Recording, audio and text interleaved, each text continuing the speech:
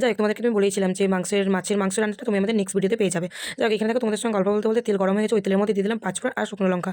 আর সবাই তো জানো যে মাছ রান্না করতে গেলে আদা রসুন ছাড়া তো মাছ মাংস কোনো কিছুই রান্না হয় না। যাই হোক আমিও আরও 5 জনের মতো তেলের উপরে ফোড়ন টোড়ন দিয়ে তারপরে দিয়ে দিলাম পেঁয়াজ আর রসুন আদা সব কিছুর বাটা। আসলে কি বলো তো মানুষ না, আমরা হয়তো মশলাটা কষছি আমি জানি, কিন্তু এই মশলা কষার মতো না কিছু মানুষ আছে তারা তোমার সামনে এক পিছনে এক আর একটা মানুষকে ভালো মানুষকে ঠিক এভাবেই পিষে। যাই হোক দেখতে দেখতে দেখতে দেখো তারপর মশলাটা হয়ে গেছে, তেল ছেড়ে দিয়েছি, ওটার মধ্যে দিয়ে দিলাম একটু হলুদ। আর হলুদটা দিয়ে একটু জল দিয়ে দিয়েছিলাম, না হলে কি বলো তো মশলাটা না মশলাটাকে এখানে ভালো করে কষিয়ে নিচ্ছিলাম, তারপরে দিয়ে দেবো লঙ্কা বাটা।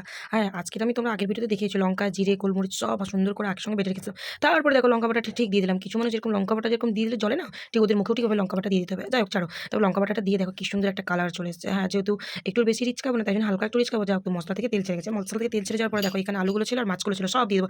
আর আলু আর এই মাছ দিতে দিতে তোমাদের সঙ্গে কিছু কথা শেয়ার করি। দেখো আমি তো ভিডিও বানাই, আমি নিজে নিজে একা একা ভিডিও করি, কষ্ট করি, যাই করি। আচ্ছা তোমাদের এত ফাটে কেন বলো? তুমি তো বুঝতেই পারি না। তোমাদের যদি ভালো না লাগে ভিডিও দেখো না, কিন্তু ভিডিও দেখার পরে তোমরা এত কথা বলো কি করে? আর যারা হলদিয়ার মানুষজন আছো তোমরা তো তোমাদের মেন্টালিটি তো ভালো হবারই কথা, এত খারাপ আর এত জঘন্য মেন্টালিটি আসে কোথা থেকে আমি তো বুঝতেই পারি না। তোমাদেরকে বলার নেই কিছু। যাই হোক তোমরা যদি না কিছু করতে পারো তাহলে অন্যকে করার জন্য বাধা দাও কেন? তোমাদের যদি সেই সামর্থ্য না থাকে, সেই ট্যালেন্ট না থাকে তাহলে করো না, তাহলে অন্যের কাজে কেন বাধা দাও বলো তো?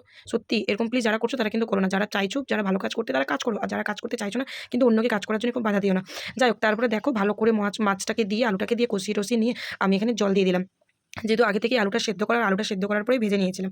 তারপরে জল টল দিয়ে মাছটাকে ভালো করে এদিক সেদিক ভালো করে নাড়িয়ে নিলাম। আর এই দেখো হালকা হালকা হালকা হালকা তেলগুলো একটু বেশিই উঠে পড়েছে। আর এই দেখো সঙ্গে সঙ্গে যেহেতু আমরা আঁচের উনুনে রান্না করছিলাম, কয়লার আছে, আর কয়লার আছে রান্না খেতে আমার সত্যি খুব টেস্টি লাগে। তারপর দেখো স্বাদ মতন পরিমাণ মতো নুন দিয়ে দিলাম। তোমরা যদি আমার রান্নার এই রেসিপিটা ট্রাই করো, আমি বলবো যে হ্যাঁ আমি তো খেয়ে বলবো দারুণ, কিন্তু তোমরা নিজেরা খেয়ে তোমরা নিজেরাই দেখো তোমাদেরকে কীরকম লাগে সেটা তোমরা নিজেরাই জানতে পারো।